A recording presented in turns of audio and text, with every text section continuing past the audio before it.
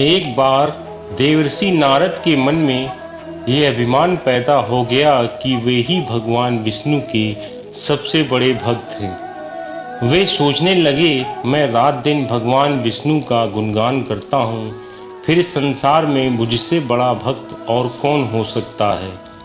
किंतु पता नहीं श्रीहरि मुझे ऐसा समझते हैं या नहीं।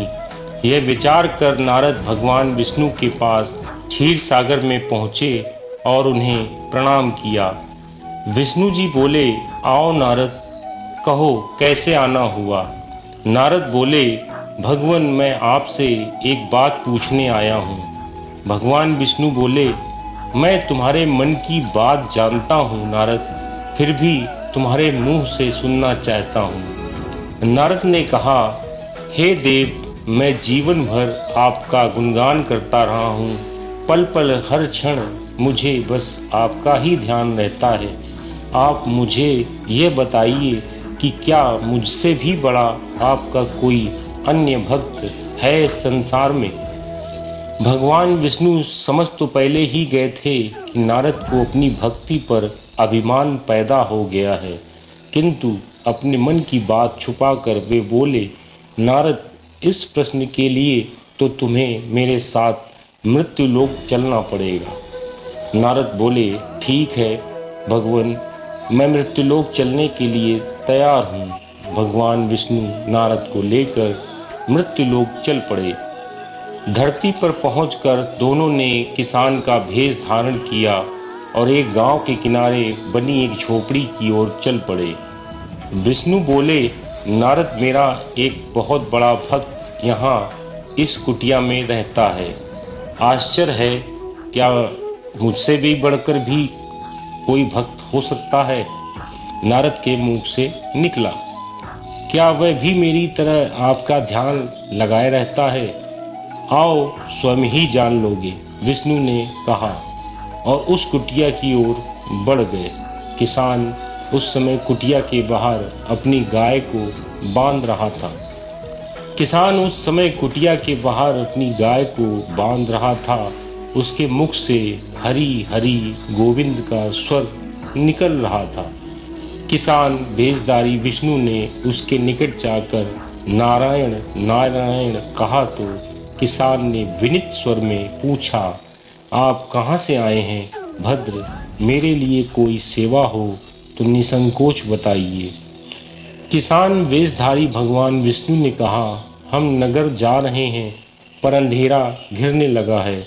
वन में जंगली पशुओं का डर है, इसलिए रात भर आश्रय चाहते हैं। किसान ने प्रसन्न भाव से कहा, मेरी कुटिया में आपका स्वागत है भद्र, और जो रूखा सूखा घर में है आपके लिए हाजिर है। भगवान ने मुझे आप लोगों की सेवा करने का अवसर दिया है, बड़ी कृपा हुई उनकी। बाहर दालान ने एक खटिया पर दोनों को बिठाकर किसान अंदर गया और अपनी पत्नी से कहा, देवी, दो अतिथि आए हैं। किसान की पत्नी उस समय अपने बच्चों को भोजन परोस रही थी। धीरे से आटे का बर्तन दिखती है और बोली, घर में इतना ही आटा है और ये बच्चे और भोजन मांग रहे हैं। किसान बोला, कोई बात नहीं, हम अतिथियों को भरपेट भोजन करवाएंगे। तुम बच्चों को आज कांजी बनाकर पिला देना। नारद और भगवान विष्णु ने उन दोनों का सारा वार्तालाप सुनी, फिर भी परीक्षा के लिए भोजन की थाली पर बैठ गए। जब दोनों भरपेट भोजन कर चुके तो नारद सोचने लगे, यह सीधा साधा गृहस्थ भगवान का सबसे बड़ा भक्त कैसे हो सकता है। उधर श्री हरि ने किसान से और भोजन लाने की फरमाइश कर दी। बोले, मेरा पेट अभी नहीं भरा है, क्या और भोजन मिलेगा।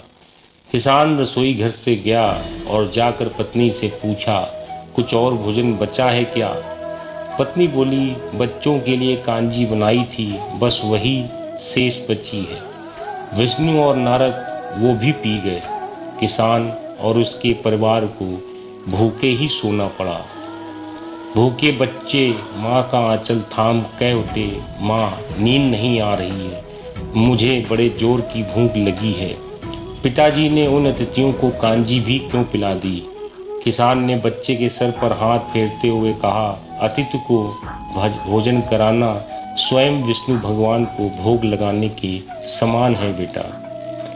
बाहर दलान में दोनों अतिथि अलग अलग बिस्तरों पर लेटे हुए थे।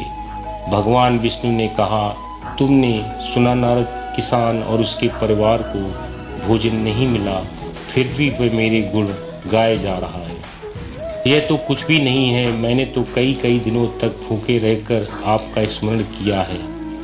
अगले दिन सुबह उन्होंने देखा, किसान भगवान विष्णु की मूर्ति के सामने कह रहा था, गोविंद हरि हरि, तुम सदा मेरे मन में बसे रहो, बस मुझे कुछ और नहीं चाहिए।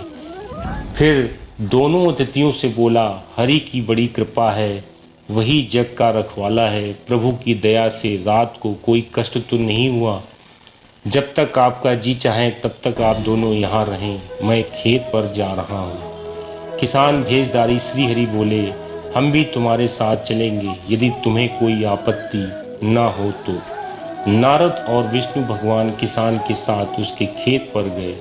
किसान बोला, यही है आप अपना खेत, अब मैं अपना काम करूँगा, गोविंद हरि हरि। नारद बोले, तुम तो सत्पुरुष हो, भगवान के बड़े भक्त हो, हर घड़ी उनका नाम लेते रहते हो। किसान बोला, अरे कहाँ, काम से जब भी थोड़ा बहुत समय मिलता है तभी उनका नाम लेता हूँ। नारद ने पूछा, कब कब मिलता है समय? किसान बोला, जब सुबह उठता हूँ तब, रात को सोता हूँ तब, और दिन में जब भी काम से समय मिल जाए। ओह समझा, नारद मुख से निकला।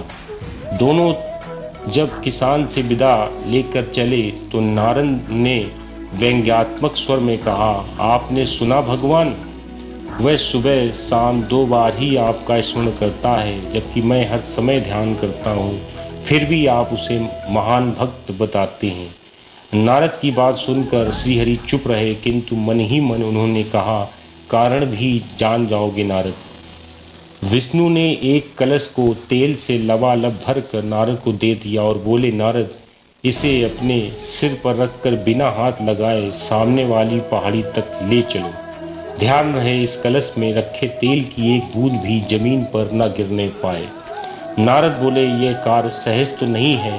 यह कहकर नारद ने कलश सिर पर रख लिया और पहाड़ी की ओर चल दिए। नारद पहाड़ी तक गए और लौट आए। विष्णु बोले, लौट आए नारद, ठीक है, अब यह बताओ कि इतनी दूर जाने और आने में तुमने कितनी बार मेरा स्मरण किया? नारद बोले, एक बार भी नहीं भगवान। करता भी कैसे, मेरा सारा ध्यान तो तेल और कलश की तरफ लगा हुआ था। श्री हरि बोले, तब तुम ही सोचो, वह किसान दिन भर कठिन परिश्रम करता है, फिर भी 2-4 बार मेरा स्मरण जरूर करता है, और तुम एक बार भी मेरा स्मरण नहीं कर पाए। विष्णु की बात सुनकर नारद के अंतर्चक्षु खुल गए। वह श्री हरि के चरणों में गिरकर बोले, मान गया प्रभु, जो संसार के झंझटों में भी रहकर भी आपका स्मरण करते हैं, वही सबसे बड़े भक्त होते हैं। बोलो जय श्री हरि। ये कहानी आपको कैसी लगी? अगर अच्छी लगी तो प्लीज़ चैनल को लाइक करें, सब्सक्राइब करें। धन्यवाद।